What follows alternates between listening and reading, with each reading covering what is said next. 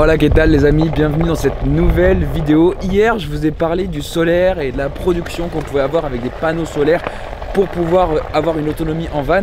Et j'ai réalisé que j'avais oublié de vous parler des jours où il n'y a comme aujourd'hui pas ou peu de soleil et donc on produit beaucoup moins d'électricité. Et donc toute la partie qui est complémentaire en fait au solaire, c'est la partie stockage de batterie, la partie stockage d'électricité, donc des batteries, mais également tout ce qui est partie conversion, etc. de l'énergie solaire vers les batteries ou vers votre circuit électrique. Voilà, donc aujourd'hui on va parler tout simplement de ça. C'est parti.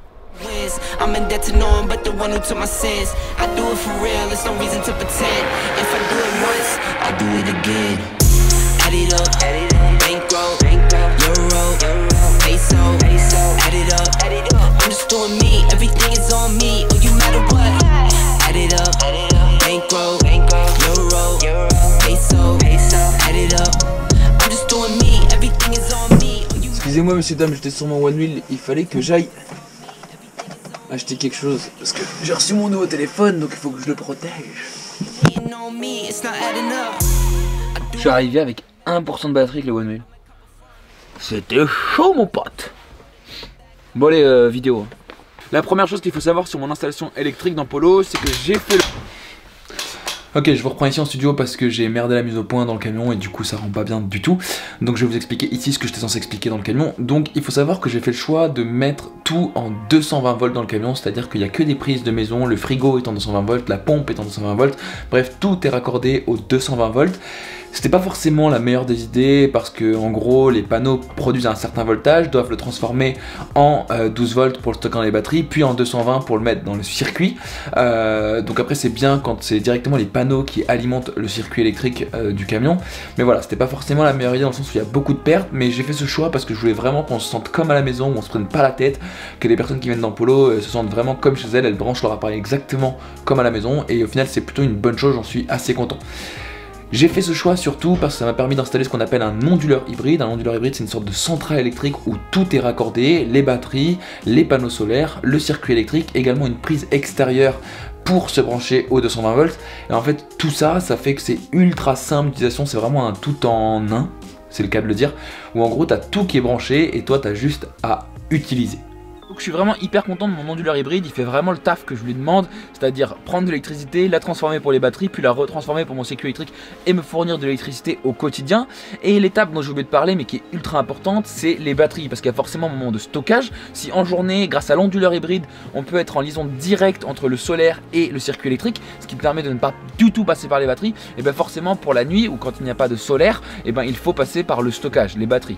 Donc pour ma part, j'ai pris deux grosses batteries de 150 ampères-heure, donc 300 ampères-heure, ce qui est l'équivalent d'environ 3000 watts. Je vous laisse aller checker la vidéo d'hier pour comprendre ces histoires de watts, etc.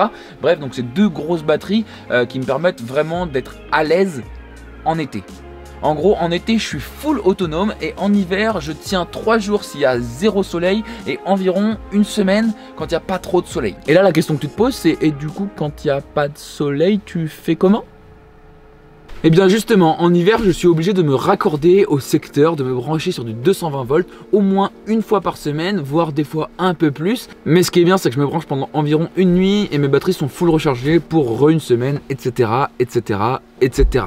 Et c'est là où arrive tout l'intérêt de l'onduleur hybride, c'est que vu que j'ai préparé une prise sur laquelle on se branche directement, et ben ça va très vite. Je vous montre ça en vraiment quelques instants. Là, j'ai cette prise là qui remonte jusqu'à l'onduleur et donc il me suffit, j'ai cette rallonge là que j'ai déjà mis en place parce que je suis actuellement, comme je l'ai dit, chez mes parents, que je branche là. Du coup, si j'arrive à une main, ça veut dire que c'est débranché et ça veut dire que c'est branché, voilà, je crois. Donc en fait toute la centrale électrique, entre guillemets tout le centre de contrôle se passe derrière moi, c'est justement là où est le fameux onduleur hybride. Petite rallonge dont on a parlé récemment, hein. Vous voyez ici se trouve l'onduleur, là où se passe tout. Donc là est indiqué le courant que je reçois et le courant que je donne. Étant donné que je suis branché là sur une prise secteur, je suis à 230 volts et dans tous les cas je suis toujours à 230 volts. Donc là c'est combien je produis au niveau du photovoltaïque. Donc là mon photovoltaïque, les panneaux sont à 38 volts, ce qui me semble un peu bizarre. Mais ils produisent voilà 15 watts, donc ça paraît tout à fait logique. Ça m'arrive des fois d'avoir pratiquement 500 voire 540 max, comme j'en ai parlé dans une vidéo hier d'ailleurs, juste ici. Voilà, donc là je vous ai expliqué rapidement le principe de l'onduleur hybride, comment ça marche, etc. Donc comme je vous expliquais, je peux être via les panneaux solaires, via les batteries ou via directement une prise secteur, donc ce qui est vraiment ultra pratique et c'est là tout l'intérêt de l'onduleur hybride. C'est pour ça donc que j'ai fait ce choix. Franchement, je le recommande malgré toutes les pertes qu'il peut y avoir et malgré le fait que l'onduleur lui-même consomme un peu d'électricité. Pour toutes les personnes qui ne veulent pas s'emmerder mais qui sont prêtes à faire quelques concessions sur les branchements de temps en temps, et ben c'est vraiment l'idéal pour un van. Et c'est généralement là où arrive la dernière question, et pour répondre à la question il faut que j'aille derrière le van pour vous montrer quelque chose. C'est comment tu fais pour te brancher toutes les semaines en hiver dans des endroits que tu ne connais pas. Donc déjà tout simplement des fois je vais chez des amis, des connaissances, etc. et je leur emprunte leur prise de courant pendant le temps d'une nuit ou de quelques jours si j'essaie de passer un peu de temps avec eux. C'est ce que je fais en ce moment même chez mes parents par exemple. Mais il existe aussi quelques tips and tricks qui permettent de s'en sortir dans des endroits inconnus. Je ne vais pas tous vous les livrer ici parce que si je vous les livre tous ici, vous allez en faire mauvais usage et... Non, je rigole, en vrai je vous fais confiance. Non, mais il y en a un qui est tout simple, je vais vous le montrer quand même que vous compreniez. Les amis, le tips and tricks que j'utilise pratiquement tout le temps, il tient en un objet. Ceci, les amis, est un convertisseur de prise P17 vers tout simplement une prise 220. Et là, si tu sais pas ce que c'est qu'une prise P17, t'es bien emmerdé. En fait, les prises P17, c'est les prises qui sont utilisées notamment dans les campings. Je ne vais jamais dans les campings, mais voilà, déjà, si vous êtes potentiellement un utilisateur de camping, c'est important d'avoir cette prise-là.